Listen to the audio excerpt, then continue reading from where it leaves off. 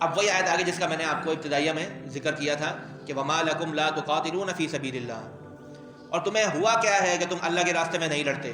وما لکم، کیا ہوا ہے تمہیں، لا تقاتلون، کہ تم لڑتے نہیں ہو، فی سبیل اللہ، اللہ کی راہ میں.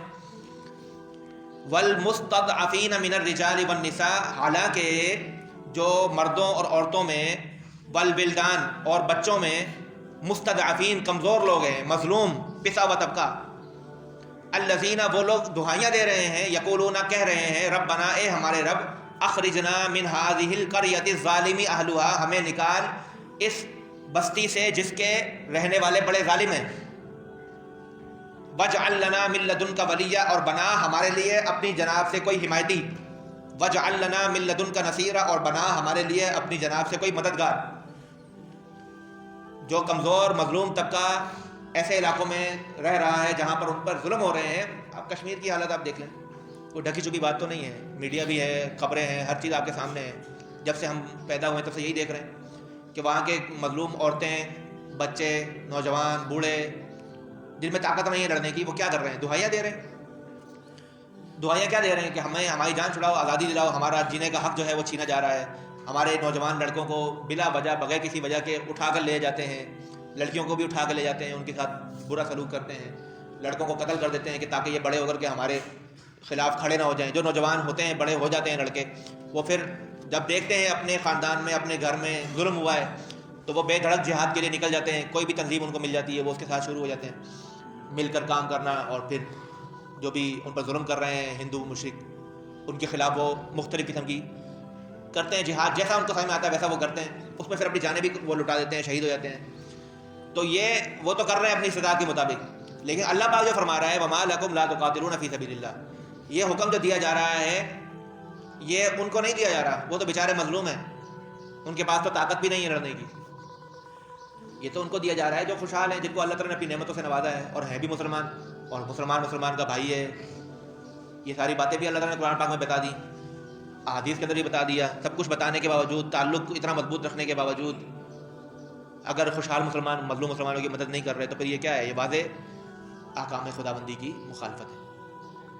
یہ آیت مبارکہ جو نازل ہوئی ہے، یہ دراصل جو نازل ہوئی ہے اس کا شان نزول تو یہی ہے کہ مکہ مکرمہ میں جو مسلمان رہ گئے تھے پیچھے، اکثر مسلمان ہجرت کر کے مدینہ آ گئے تھے، لیکن کچھ مسلمان مکہ میں بھی رہ گئے تھے.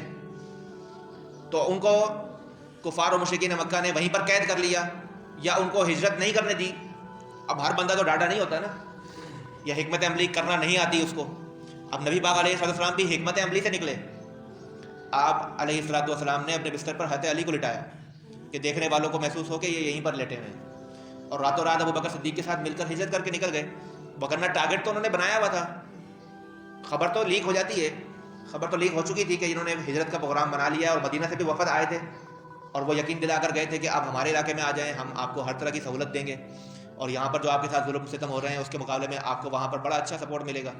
تو یہ ساری چیزیں تو سامنے ہی ہو رہی تھی، اور مکہ کے لوگ جو مشرکین مکہ، سرداران مکہ تھے، وہ دیکھ رہے تھے. تو انہوں نے ٹارگٹ تو بنا لیا تھا کہ ہر قبیلے کا ایک ایک جنگجو جو ہے وہ ایک گروہ بنائیں گے 12-15 بندوں کا، اور ہم لوگ نبی پاک کا گھر گھیر لیں گے اور ان کو کسی صورت بھی ہجرت نہیں کرنے دیں گے، ان کو نکلنے دیں گے. لیڈر چلا جائے گا اس طرف تو آٹومیٹیکلی جو اس کے ماتحت ہے وہ بھی چلے جائیں گے تھوڑے تھوڑے کر کے. تو وہ اس کو ناکام بنانے کے لیے انہوں نے اپنی پوری کوشش کی، لیکن نبی پاک نے اللہ کے حکم کے مطابق تدبیر کا معاملہ اختیار کیا اور علی کو اپنے بستر پہ لٹایا، ابو بکر کو ساتھ لے کر نکل گئے خاموشی سے.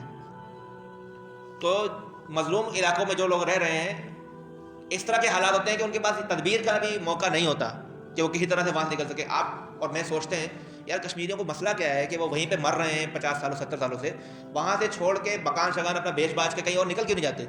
یہ کہنا آسان ہے، کرنا مشکل ہے. تو اس لیے ایسے لوگوں کے لیے تو اللہ تعالیٰ نے فرما دیا کہ بھائی جو خوشحال مسلمان ہیں، جن کو اللہ نے نعمتیں دی ہیں، ملک دیا، طاقت دی، اسلحہ دیا، ہر چیز دی، ان کا فرض بنتا ہے کہ ان کی مدد کریں. اب ہو کیا رہا ہے وہ تو آپ کے سامنے ہی ہے سارا کچھ.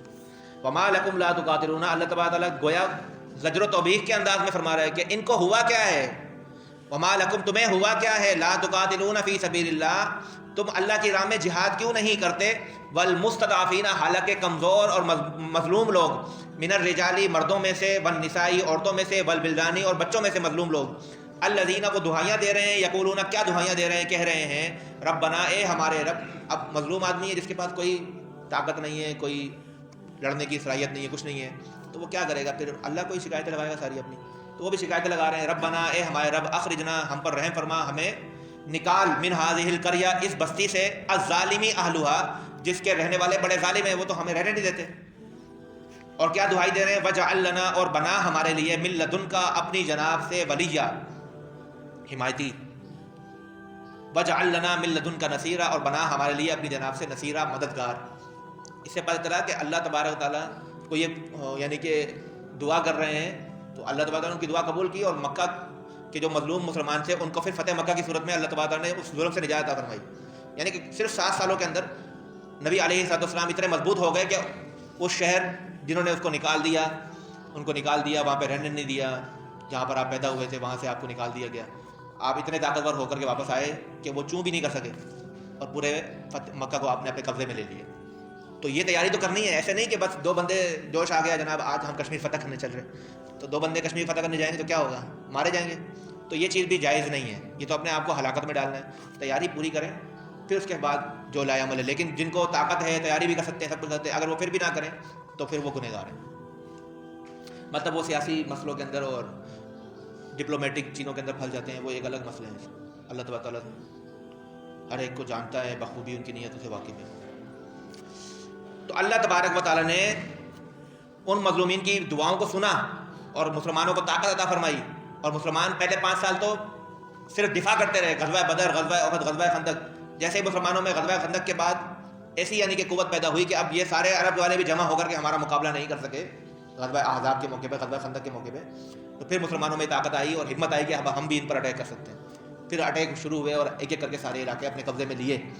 قبضے میں کیوں لیے؟ اعلاء کلمت الحق کے لیے، کہ اللہ کی زمین پر اللہ کا نظام ہونا چاہیے. ہمارے ہوتے کوئی اللہ کے ساتھ کسی کو شریک ٹھہرائے تو ہمارا مسلمانوں نے کیا مقصد ہے، کیا فائدہ ہے؟ اگر ہمارے ہوتے اللہ کی بے حرمتی کی جائے، ناموس الوہیت کے اندر مطلب خراب کی جائے، ناموس الہیت کے اندر، الوہیت کے اندر خرابی پیدا کی جائے، تو یہ مسلمان کو کبھی بھی زیبا نہیں دیتا کہ اس کو برداشت کرے. اس لیے ہوتا ہے جہاد. تو اللہ تبارک و تعالیٰ نے ان کی دعا کو قبول کیا، یعنی ان کے لیے حمایتی بھی مقرر کیے، ان کے لیے مددگار بھی مقرر کیے. مسلمان مسلمانوں کے مددگار بنے، مسلمان مسلمانوں کے حمایتی بنے.